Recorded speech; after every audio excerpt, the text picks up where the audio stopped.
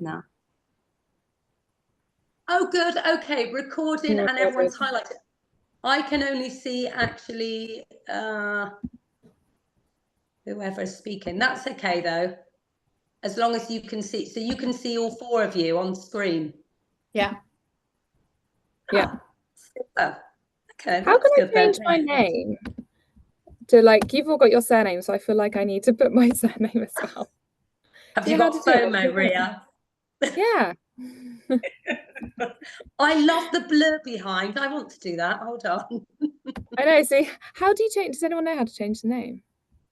Let me see. Oh, I found it. If you ever need to do it, it is top right on your actual picture of yourself. There's 3 little dots. Oh, there we go. Learning. See, learning a new thing with Zoom again today. There we go. I thought I was going to have to go out and in, and I was like, oh God, I don't want to risk that. Right. We still can't get it right.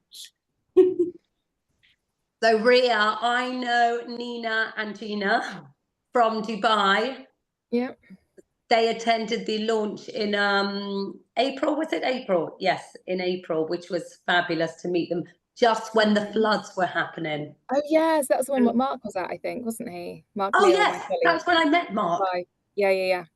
Very good. Right. Yeah. So I just realised I left my water at my desk. I'll be back in 1 second. Sure. I don't know why, unless because I'm the host, that I can't see all four of you up, but maybe because you're on a mobile. Oh, annoying. I don't know what's happened. I'm not fiddling. I've been fiddling all morning with my camera, so I am certainly not going to mess around with it now. Just in case. I know I've just bought one of these ones. It holds the 1.6 litres. But obviously likes to make me pee regularly now. Of course. Right. Let me get everything in order. We've got 3 minutes. So I'm admitting in people manually if I keep, I suppose that's annoying on the phone now. But I'm not messing with it now because it will definitely, things won't happen, which will not be good. So we've just got the questions we've set out, and then if there's anything else, we'll have a group discussion at the end. And so if there's anything else you want to add, please do just feel free, ladies.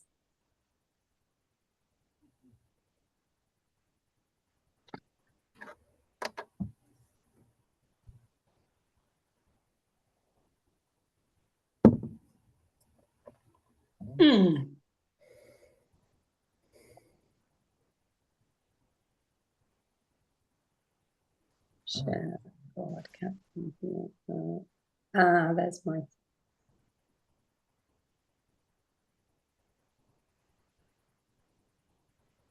Figured out the blur now as well. You will discover a lot. I know. I should know everything by now on Zoom.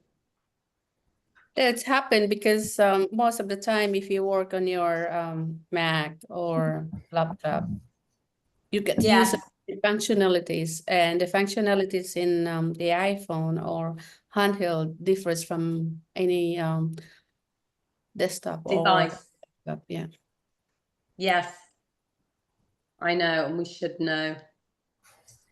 Can you see my hand as it goes up to admit people? I'll try and I'm going to put my hand this way. There. Right, we're 10 o'clock now, so we will get going. Recording is on. We are all here, and let's begin.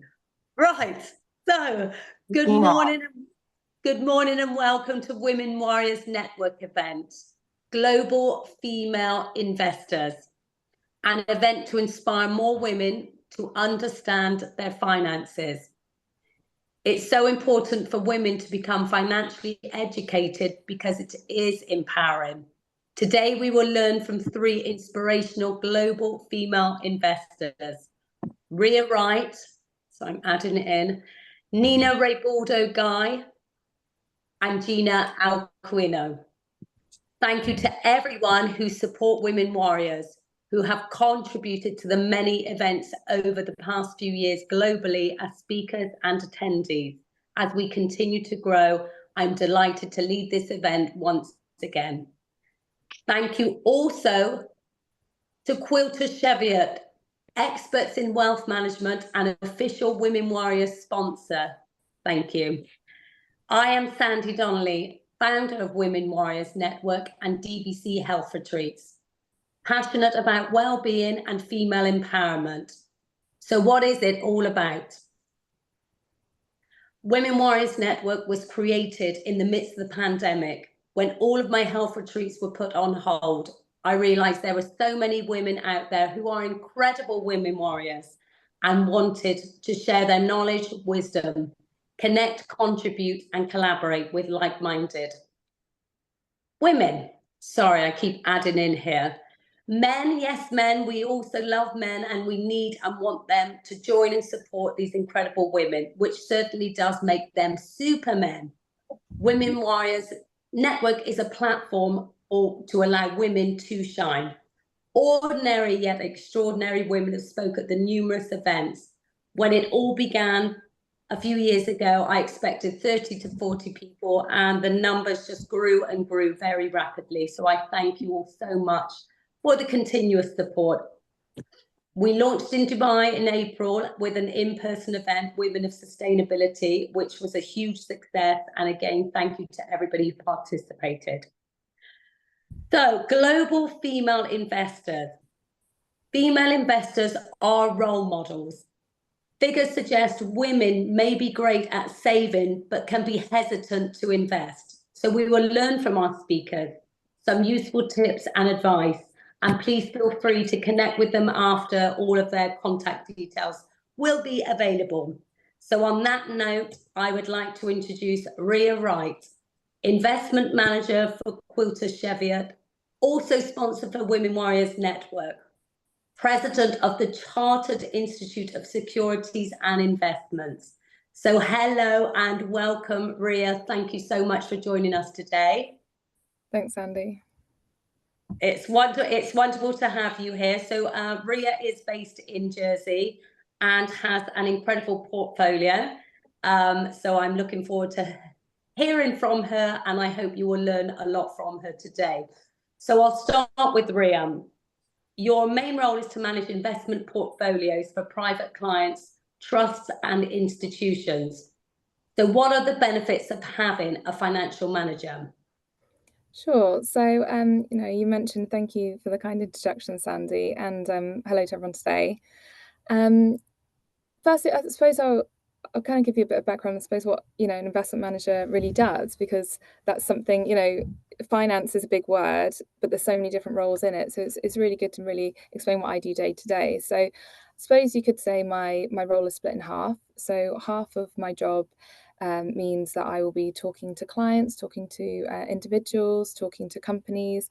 It's a real range of both international and local Jersey clients I deal with. Dubai, we have an office in Dubai, Quilter Cheviot, and our investment managers go out there regularly, and it's a big base for us. Talking to clients and building that relationship is really, really important. Having an investment manager means that you need to be quite open and honest with them. So you need to make sure that they're a good match for you. So that's, I suppose, half the side of my work. And then the other half, I'll be, watching the markets, building a portfolio for my clients, doing the trading on it, switching things in out when the market is moving. So it's a bit of both worlds, which is really good, because a lot of the time in the industry you can find that these roles can be split out. So it means at least I'm having that conversation with the client, and then working on that actual portfolio as well. So that's what I do. And you asked me, Sandy, on what the benefits are. So from my perspective, what I would say is first benefit in having an investment manager is really, you begin to realize that you're not in the minority. I think a lot of women think that they should know about investments, but you shouldn't. And a lot of men might say that they know, but it's not always the case. It's a lot of chat, I do find, from my experience. So you don't need to worry about that. And you've got to remember that people like me who are in my role, we have spent a lot of years studying. We have to do a lot of exams in order to do what we do. And we need to spend a lot of years training in order to become an investment manager. You know, you go to a lawyer to get a will, you go to the doctor if you're not well. You shouldn't feel like you should know about investments. And it's, you know, this is my full-time job, continuously watching the markets. Even when you go on holiday, it's quite difficult to switch off because you need to always know really what's happening in the economy and what's happening in, you know, around the world globally and how it could be affecting your portfolios. It's, you know, it's a lot to do. So don't ever think that you should know more than what you might think other people do know. Like I said at the beginning, having that open relationship with somebody who you trust is really important, because when you're building a portfolio for a client, you need to know everything about them, because you need to be assessing their risk and you need to be assessing their ability to bear loss and really what their goals are. So if you can't tell them the whole information, it'll be really difficult to make sure that that is perfectly right for you. Secondly, it is about that plan. It's getting a plan in place. It's important for everyone, but for women, it's extra important. Always seems to be that way with women. We're always a bit on the back foot when it comes to a lot of things, and unfortunately, when it comes to wealth, that is the case. We all know about the gender pay gap. It's slowly getting there, but there's still a large gap there. So women, on the whole, you know, tend to be paid less. That they don't get those, you know, higher jobs than most men statistically. That's the fact globally. So with that, women are paid less, and that means that your savings, your pensions, your investments are going to be less than your male counterparts. With that, women have a tendency to more likely take time out of the workplace. So that could be for caregiving, if you're looking after family members, be that parents, be it because you're going on maternity leave. You may also find that maybe later on in life you might need to take a step back because you might have you know, menopause, and find that is affecting your work balance. With that, you know, you're being paid less, you might be taking time at the workplace, you're going to have that smaller pot when it comes to your retirement, or if you're wanting to stop work. Now, with that small pot, women have a tendency to not really invest their money as risky assets as men. Could be a lot of reasons for this. It could be because you've got that smaller pot, so you feel it's a lot more precious to you. It also could be because you don't have all the information, and women tend to like all the information before they go into risky things, and investment haven't always been traditionally aimed at women. Now, if you're investing in less risky assets, that means that your returns are going to be less as well. So with that smaller pot, you're going to have a smaller pot of assets at the end of it, which isn't a great thing. Now, to top that all off, women statistically are actually going to live a lot longer than men. That is the case now, and it's the case going forward. I know, I was just looking at stats. So you're 3 times more likely as a woman to reach 100 than a man, which I thought was actually really quite high. And this is a stat for the UK specifically. So it's the UK, but it's quite hard to get a lot of information. But women at 55 years old now, 1 in 5 of them are actually going to reach 100. So you really, if you're retiring, you need that pot to last you a really long time. So it's really important that you get that planning in place. And, you know, not just people in their, you know, 40s and 50s. I'm talking like getting your children, if they're in their 20s, they really need to start thinking about it now. We have an aging population. You know, a lot of governments aren't really putting things in place for pensions anymore. You know, a lot of years ago there was, you know, you would have known about the defined benefit schemes. They don't exist. So it's really about you trying to make sure that you've got a plan so you can keep that lifestyle that you want, and that could be at any sort of range of wealth that you have. You really need to be considering what you want for your future. And lastly, I would say that by having an investment manager, I do believe that it does build your financial confidence. Like I mentioned, the industry really has been male dominated, but it's not surprising. Like, take, for example, my company. We've been around for 250 years, but women in the UK and US couldn't open a bank account until the mid-70s. So, you know, if you think about it, for hundreds of years, they couldn't even, you know, play a part. So it isn't a surprise really that it was more catered for men. But all across the industry, they realize that this has changed. Not just that there's more women who have got wealth, but it's also the fact that how people are getting wealth. It's not from owning a business for a long time. It's not necessarily due to inheritance. It could be because you've done something online overnight. That you have these YouTube stars who actually make money very quickly, and it's about making sure that people are looking after that money, not spending it quickly. And it's a very different industry than it was many years ago. And it's about the industry changing, you realizing that there is a place for you. There are investment managers who are going to suit your needs, and it's your right. Like you should come in, and you can be there to ask for what you want. Women are the most educated that they've ever been. Statistically, women going into with university degrees is a lot higher than men. So there is no reason for why you shouldn't feel financially confident. It's just because it hasn't always been catered for you, and women like to know all the information, and it hasn't always been designed with women in mind, but that is changing now. Amazing. Two points there, Rhea.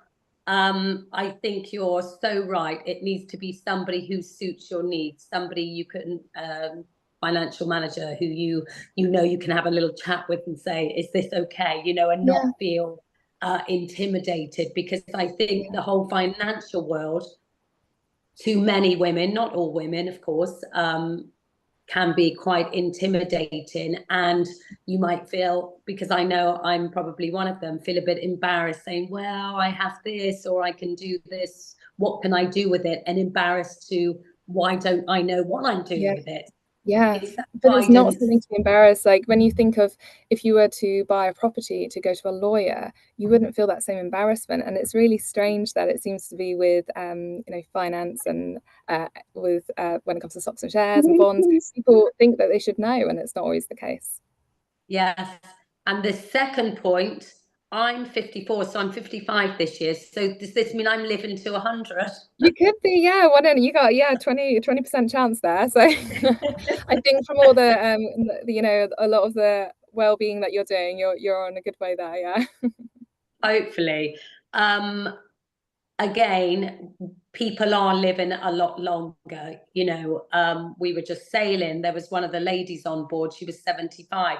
She was paddleboarding. She doing as much as everybody else sailing. So you can just see through society now, the generations, how they've changed.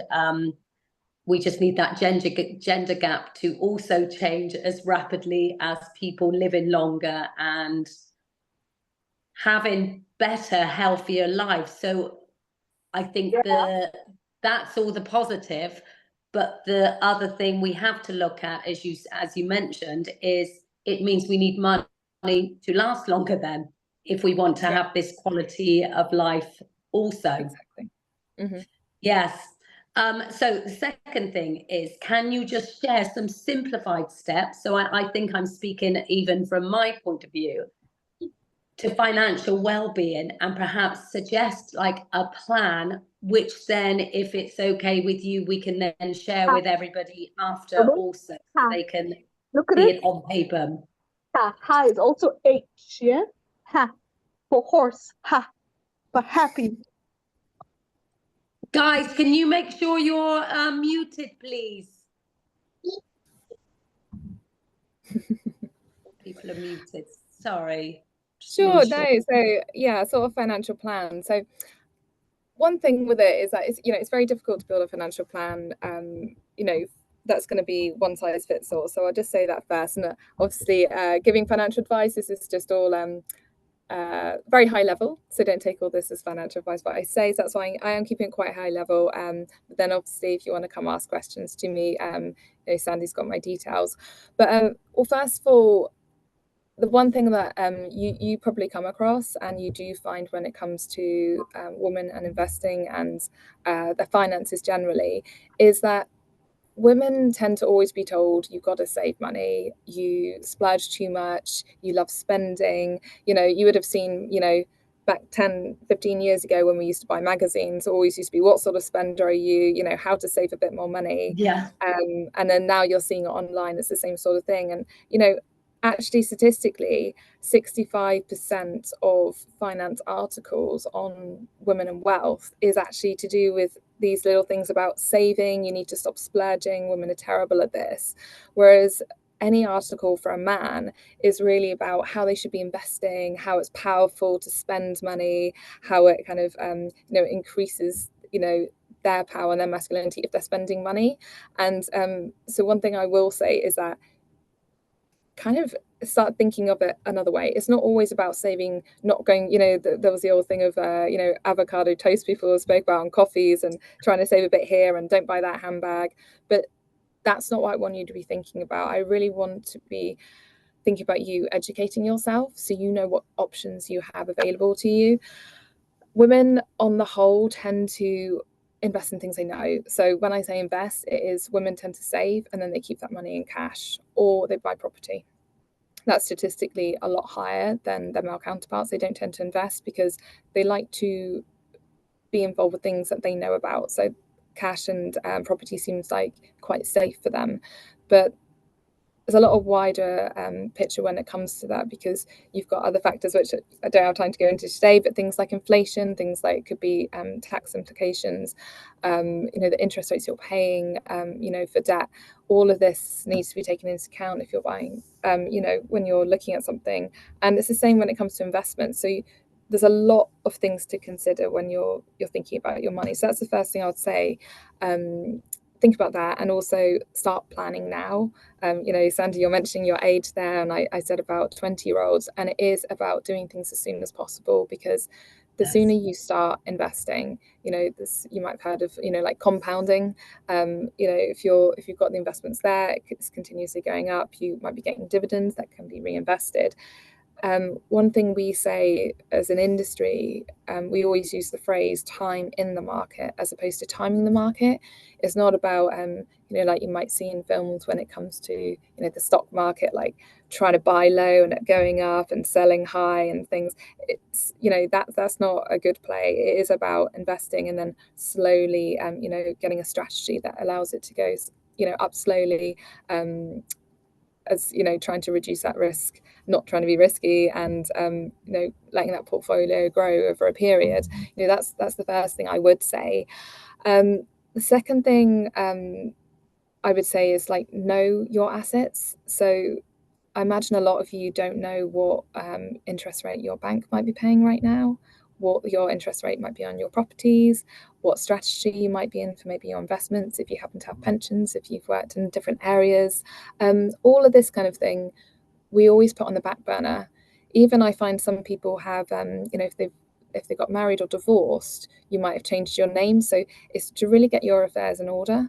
Get it on an Excel spreadsheet if you're into that. If you like a piece of paper and pen, well, a lot of people, I'm quite a paper and pen person myself, get it written down. And it can seem really scary. Like you might not want to think about what you're paying on maybe a credit card or for a loan, but get it all written down, and then you can really start seeing what your situation is and where you might need help with that, and kind of change your mindset. Instead of thinking, oh, should I be investing, because that seems quite scary, to really thinking about, can I maintain my quality of life like now, and can I maintain it in the future? And it's those sorts of questions that you should be asking yourself.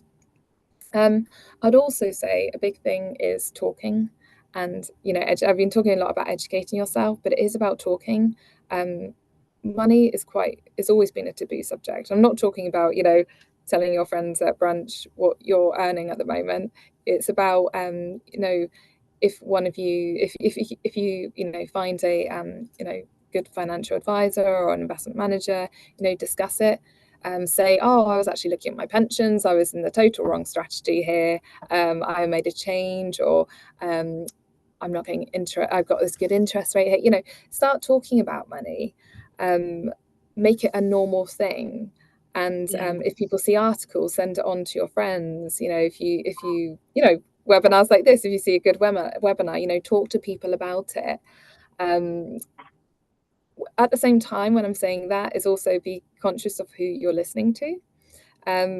Traditionally, I've known a lot of people who, over the years, that people get advice. We always used to say like the man down the pub, you know, people would get advice that way, but it's now people getting advice from those that they trust, who they think might be, you know, good with their finances, but they're not, you know, they haven't got any qualifications there. Like a perfect example, I was thinking of this morning, is one of my best friends. She was talking to me about finance when I last saw her, and she was getting some advice from her father-in-law, who's you know, very successful, but he's in the pharmaceutical industry. He doesn't know anything about investments or finance. But because he's an older male who seems quite important, as being quite successful, she's listening to him, and I'm going, no, that's not what you should be doing. And it's just being conscious of who you are listening to when you are getting that advice. And also in the same sort of vein, we're finding a lot of people now getting advice from social media, so TikTok, Instagram, and they're following individuals. But you know, as a financial professional like myself, I can't go online and post a video on that, because you know, there's certain restrictions and regulations that you have. So if you're posting online, you're not really going to have those credentials that you should be having. So it's to be really conscious of that, because a lot of the time these people who are online, it's all to do with trends and hearing things, and to not believe everything, you know, that you see from there. There's a lot of good things out there. So I'm just going to plug Quilter Cheviot, but you know, you've got Quilter Cheviot. We've got a really great podcast that we've got, and we've got like monthly comments that you can sign up to, so you can really start to build the foundations of you know, what different asset classes are, what the market's doing at the moment, just to slowly you know, build your confidence in that sort of area. Yeah, I'd say those are the kind of the main things you should start doing now, and then build on that. Very good. I think one of the things you hit on there was the having a look again at your outgoings. What are you paying interest wise, or whatever the rates may be? Yeah. Because I know for me myself, I overlook so many even direct debits coming out, which I'm like, oh, am I still paying this and that? And that's definitely a point I'm going to take on board, because I know I pay a lot of things unnecessarily, and they're overlooked so often. And it's until somebody says, have you looked recently at this, you know, just to get a check on it. Really good points there, Rhea. Thank you so much, because it is about now. It's not about, it's something we put off very easily. Oh, I'll do it later. I'll do it next week. Oh, next month. It's then a year or so along the lines, and you've paid so much unnecessary interest without shifting a few things. Yeah, it's that. And also, you know, when it comes to investments specifically itself, a lot of people keep a lot of their money in cash, and, you know, you're not going to be building your wealth that way.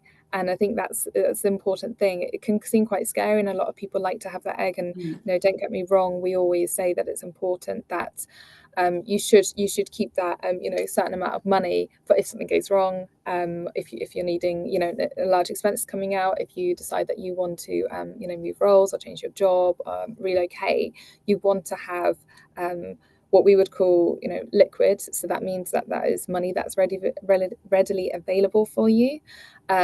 And then it's the money that you invest is, you know, that on top, and to then really work out a plan of what your goal is with that pot of money, how much risk you're willing to take with it, and you know, how much you could lose, because you know, those market turns. We've heard of you know, the 2008 financial crisis, and making sure that over the long periods that you know, you're able to withstand that, and then you know, markets do correct themselves, and just making sure that over the long term you feel confident in a strategy is really important. And just understanding the options available to you. I think a lot of time women don't always feel that investments are available to them, but it's to really look at it seriously, as opposed to just thinking, you know, I keep my money in cash, or maybe a you know, fixed sum deposit. Again, it's very popular among women. Just understanding what's available now.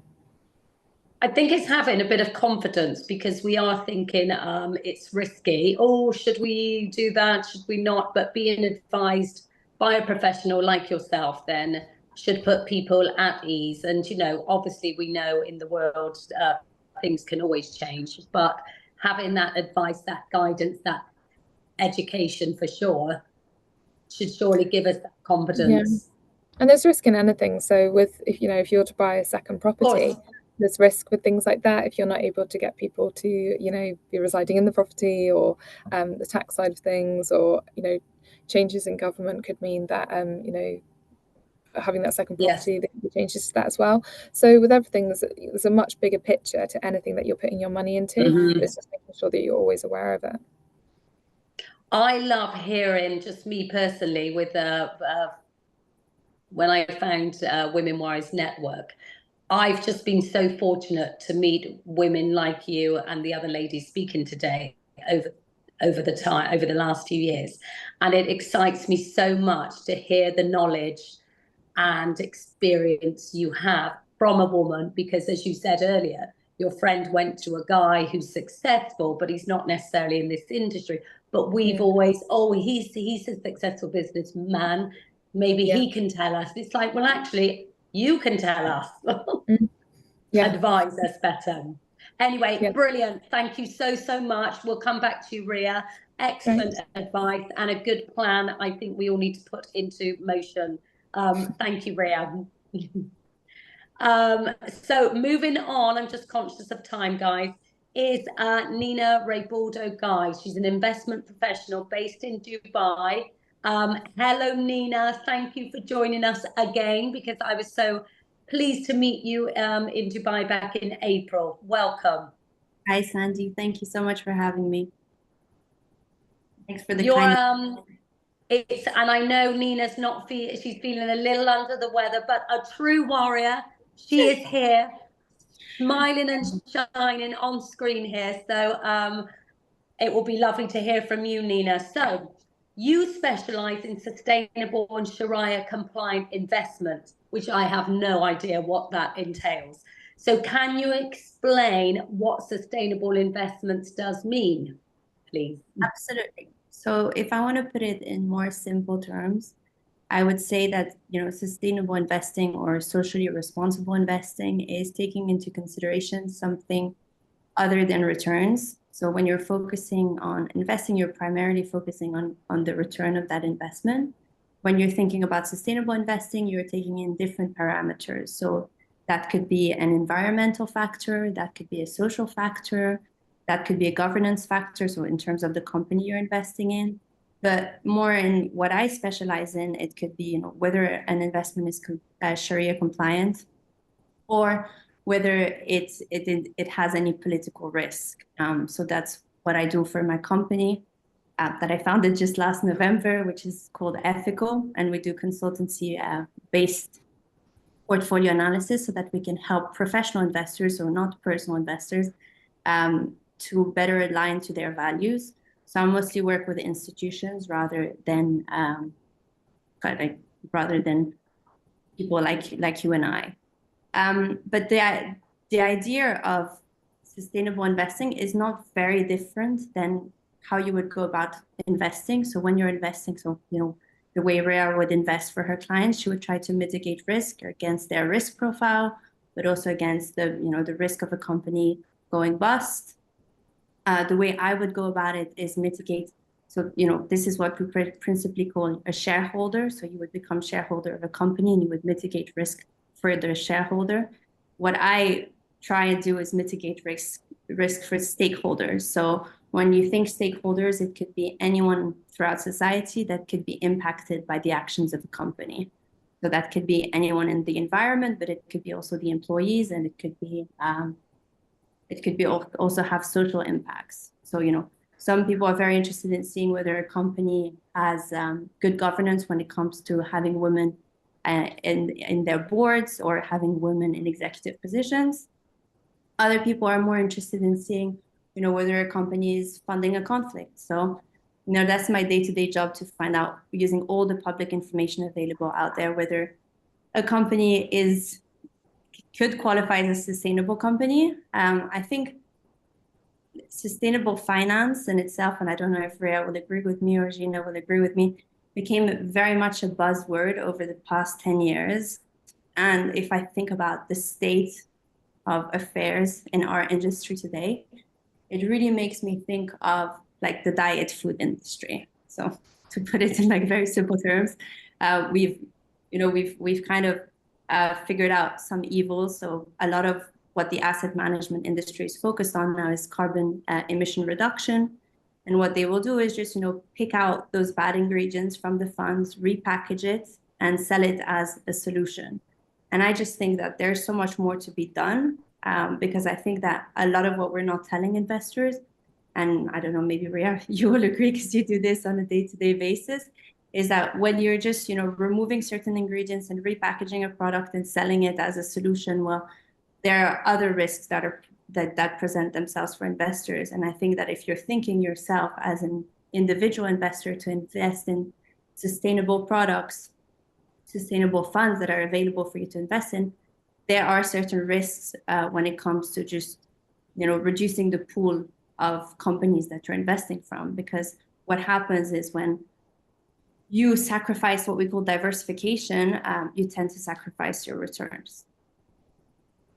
That is so very interesting, Nina, but also it sounds like it's so necessary. And as you said, it's probably new over the past, I don't know, you said the buzzword, over the past 10 years or so. But, for like in environmental funds for renewable resources, obviously this is something we should all be taking interest in and having more of an understanding about. So even the event we held in Dubai, it was Women of Sustainability. So it was interesting. We heard about sustainability in different forms, but not in this way, which you've kind of blown me away with what you're saying, because you obviously have a very important role to play. And may I ask, actually, I'm assuming, I should never make assumptions, but I can't see many other females doing your role. Are you a minority? I mean, I think my business model is still pretty unique, and I think there will be a lot more that will come into the picture later. I think there are tons of, ESG consultants out there, and it's whether, what it is really that they're trying to achieve. I think, again, one of the big sales of the industry is like, oh, we will clean up your portfolio and we will also help you make more money. And one thing that I was really adamant about is, when I was building my marketing, and I said, I cannot have the word return anywhere on there, because I'm not going to go out and, first of all, because I don't have a crystal ball, so I have no idea where the market is going to go. There was a period in time, and I'm sure I remember this, right after the pandemic, where sustainable investments did amazing, and now it's no longer the case. So if you go up to people and you tell them, oh, we're also going to help you make better returns, then it's a better selling point. But what I'm really advocating for is more transparency. And I'm hoping that in the future, even individual investors will have more transparency when it comes to their investments, on the impact of the investments. I think you're right, Nina. It's really, I was going to say, it's really a scale when it comes to, I think people like to think of, like you're saying, ESG or responsible investing, and think, oh, I've got a responsible investing portfolio or a fund, but it's kind of impossible. It's more of a scale of the sort of investments that you have. So, you've got, like, from one side is, investments that are purely about, making those returns, and that could cause harm. Whereas you've got on the other side, which is more, I suppose, the impact of even going as far as philanthropy, which would be the opposite side of the scale, where with philanthropy, you are going to lose money because you are giving your money away. And it's the whole scale of how that portfolio could be, depending on if you're deciding to divest. That means that you're deciding, for example, you might not want to invest within your portfolio in tobacco stocks or oil stocks. Although those people who like to still invest, for example, in these sorts of companies, but they're doing it so that they have a seat in the table, so they can decide to vote on maybe green strategies, or executive pay, or how many, you know, the diversity of the board and things like that. So it is such a large topic and so complex. So I think you're right, Nina. It's really, if people are trying to sell, you know, ESG portfolios with these returns, it's something that, you know, we should be calling out. Yeah, I think also legislation slowly is moving that way. And I think with anything in finance, you know, first comes the industry, then comes legislation, and then comes progress. I think with your transparency, with all of you ladies speaking, actually, it's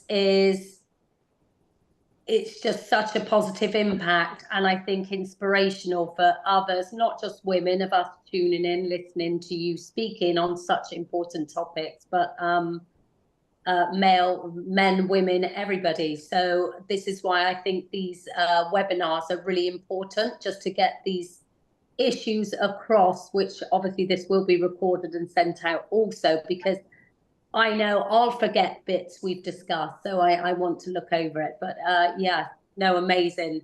Thanks, Nina. So just a second question, Nina. So how can we empower women, more women in business, especially industries like you ladies are in?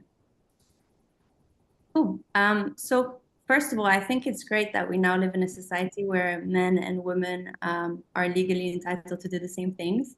I think Rhea mentioned it wasn't so long ago that women were allowed to open a bank account in the UK. So it's kind of, it makes sense that, you know, we haven't really taken our space there in finance. I do think, though, that we still, you know, suffer from systemic differences in healthcare, in the workplace, and also in education.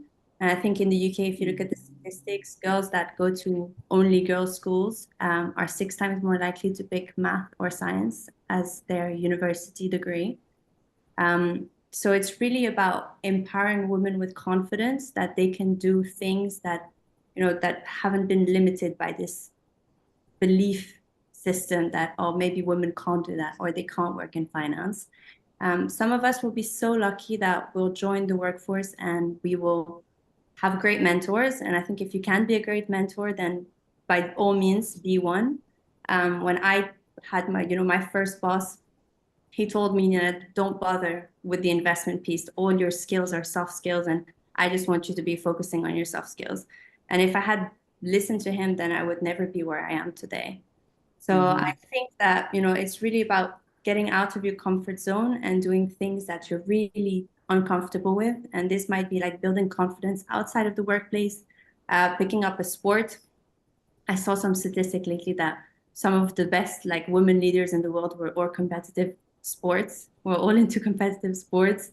It could be, you know, just going for a singing class or picking up an instrument, and just telling yourself that, oh, you can also do hard things. And I think that as a woman, if you walk into a room and everyone is looking at you thinking, who do you think you are? I think then that's exactly what that's what you should be doing. Amazing. I mean, you're all promoting women's sense of self-worth, you know, and giving people women empowerment to determine their own, that women can determine their own choices. So, I mean, this is amazing. And this is why I think Women Warriors Network, for me and for many others, is that we're given these opportunities to influence social change for themselves and for others. And it, again, it excites me, and it makes me like proud, like I'm the big mama bear, being proud of all you women, of what you've achieved, what you are doing, what you are still doing, and what you continue to grow and develop. So fantastic. Thank you, Nina, so much. Again, we'll come back to you at the end, but brilliant. Thank you. Last but not least is Gina Alkuino. She's Chief Revenue Officer for the Kwan streaming media. So pleased to have you on board, Gina. We've grown quite close, I'd say, since our meeting in April, and we've spoke a few times, and I hope we will continue to do so. But Gina, you empower individuals with the knowledge and tools needed to make informed decisions in the exciting world of digital currency. How can we unlock our financial potential?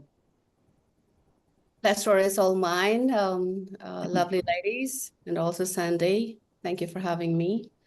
So, in the world today, there are about 9.2 billion. There's only 6.7 million crypto users, or actually 560 million crypto users, and there are about 37% of the women using crypto. The digital currency nowadays, all of us, your car, your wallets, digital wallets, everything will be in blockchain. If it is not soon, it's going to be very soon. There are so many potentials that women can do. However, the lack of education, well, digital currencies, this is, as what Rhea said, anything that belongs to finances and investment. It's a male dominant kind of industries, but the reason why female is not visible in there simply because of the lack of education, the lack of transparency, and not so informed in the market. And this is why the streaming, the Kwan streaming, will be more up to giving those education, because in a world of crypto, education should be free. Women should be informed that whenever you sleep, you can still generate revenue. And we are not far from men, right, Lina?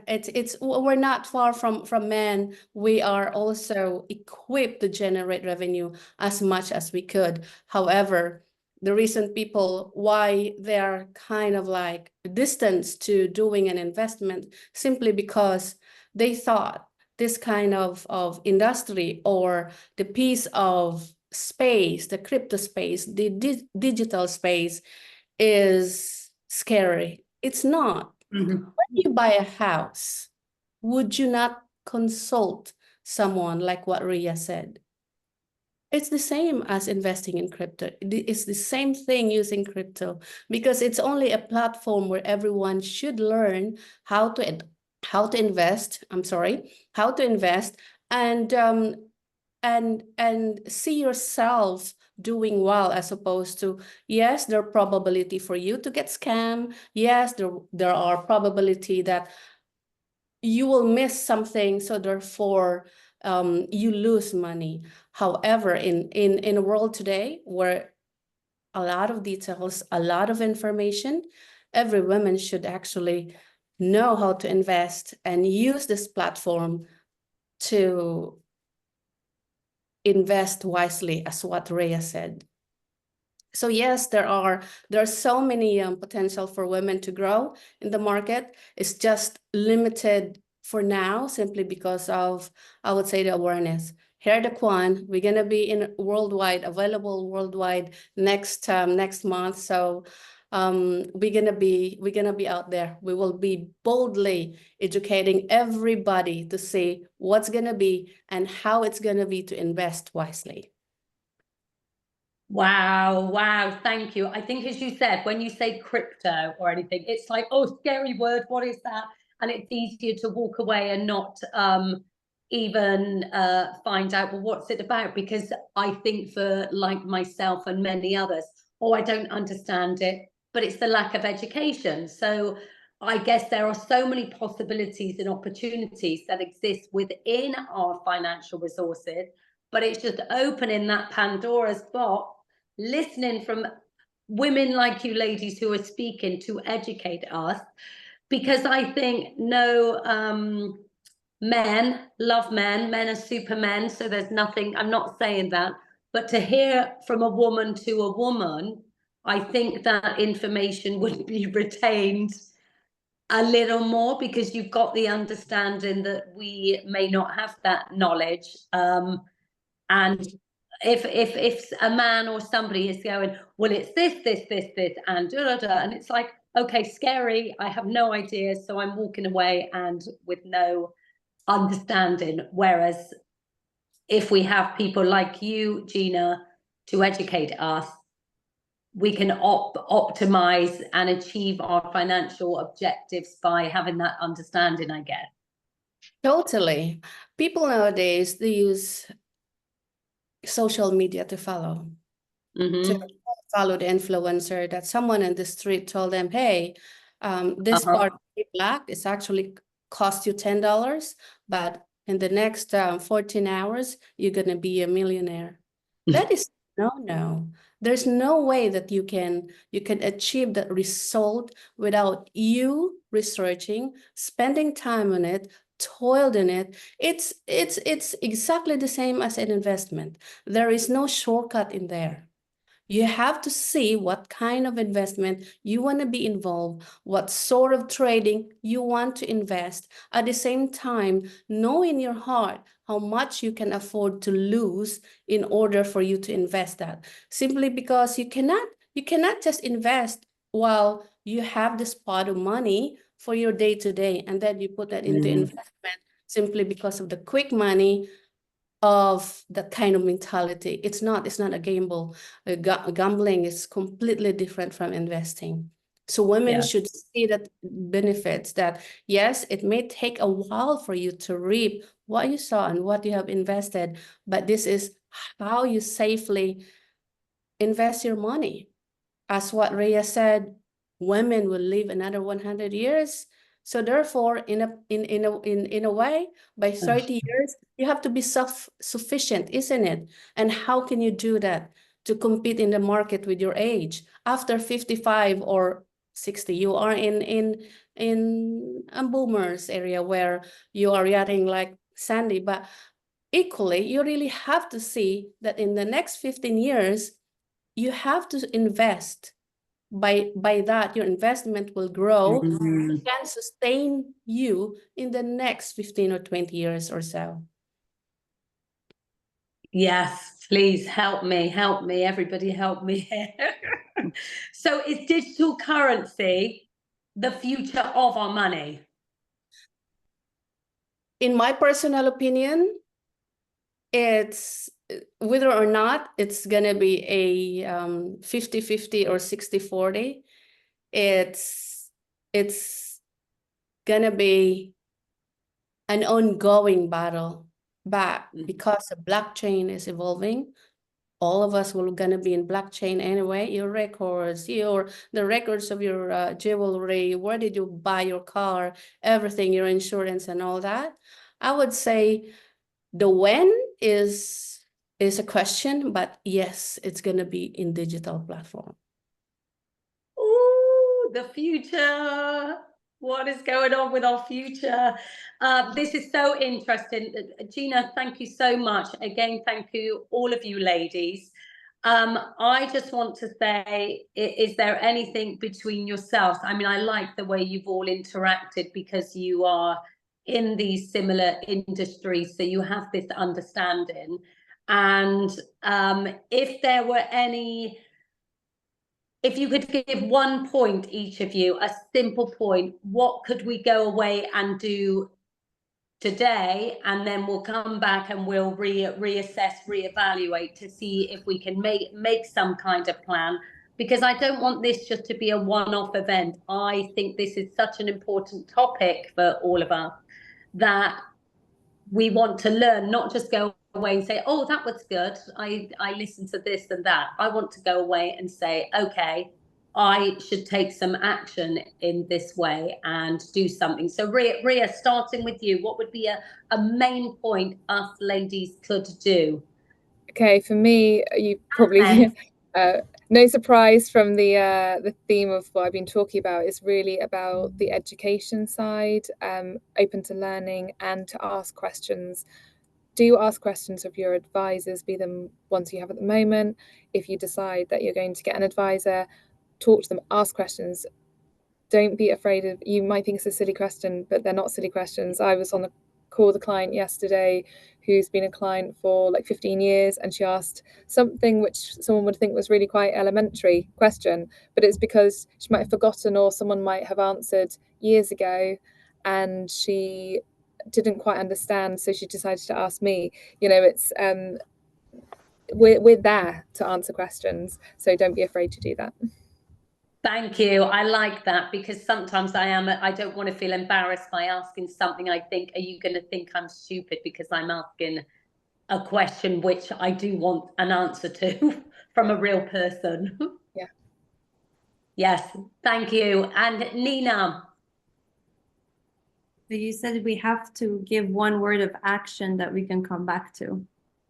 Okay, so as a financial professional, I really shouldn't give financial advice, but I think this one is the best tip I can give to anyone. It's not related at all to the topic I was speaking about today.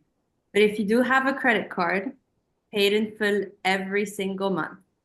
Do not ever let it get carried over a month. That is the best advice I can give anyone. I started doing this when I was really young, and it's really helped me out to have a good credit score. And I just think that, you know, finances in general are very emotional, and we tend to think of money as something, you know, that we don't want to talk about. I think Rhea was mentioning this too. We don't want to talk about money with our friends, with our family, because we're a bit embarrassed about it. And we kind of think of money in a different way. So if money is spent on a credit card, we think of it as a different way, as if it was from our current account. So the best tip I can give anyone, if you have a credit card, set up an automatic debit from your account every single month, and don't ever think about accumulating interest. Very good. That's something I need to make note of. Thanks, Nina. And Gina, what advice can you give? So for the ladies, invest as if like you need it for the next 50 years, and spend that you are only have to live in 10 years. Oh, so enjoy. It's, yes, make it life simpler, that you have, you spend your life wisely, and equally, we also have to be sensible on how we live our life, because most of the female, 92% of the female are not really into planning and the financial investment. So therefore, when calamity or challenges comes in life, it's always like a failure, but it's not. It's just it's just a discipline for us, for everyone, to grow and see ourselves that as a woman, we are actually the warrior in life. And whatever difficulty that we are facing, we can always start, retract, and move on. By moving on, please invest wisely, not only in finances, but also in your time and spending time with the family. Thank you so much. Incredible advice all round from all three of you. I just want to say a big thank you to Rhea, Nina, and Gina. It's certainly opened my eyes, and I hope for many others they'll learn, and they can reach out to you for more information with your, obviously with all of your permission. The recording will be sent out with the highlights, and then the full version also with everybody's details. A huge thank you once again to all of you, the people who attend and tune in, listen, even on the different channels, and when I send it out later. So if you haven't made it now, you will. It's definitely worth a listen to from these incredible ladies. Thank you. And again, thank you to Quilter Cheviot for sponsoring. It's our first sponsor for Women Warriors Network. So that's made me very excited. So for the ongoing support and sponsorship of our organization's future events. And this event in particular, with the global female investors, we will be doing this event in person, actually, in Dubai later in the year. So, because again, I think it's something we need to follow up with, continue with. It's not just a one-off. There's so much to talk about and to learn about. So a huge thank you, everybody. And if there's anybody else there who wants to join Women Warriors Network or sponsor any of these events, please reach out, because I am doing this alone, but I'm building this incredible network of inspirational, motivational women. So thank you, warriors, and to the men who join in and support also. Thank you, guys. Thank you, Sandy. Thank you. everyone. Thank you, Take care. everybody. Thank you, everybody. Good rest of your day.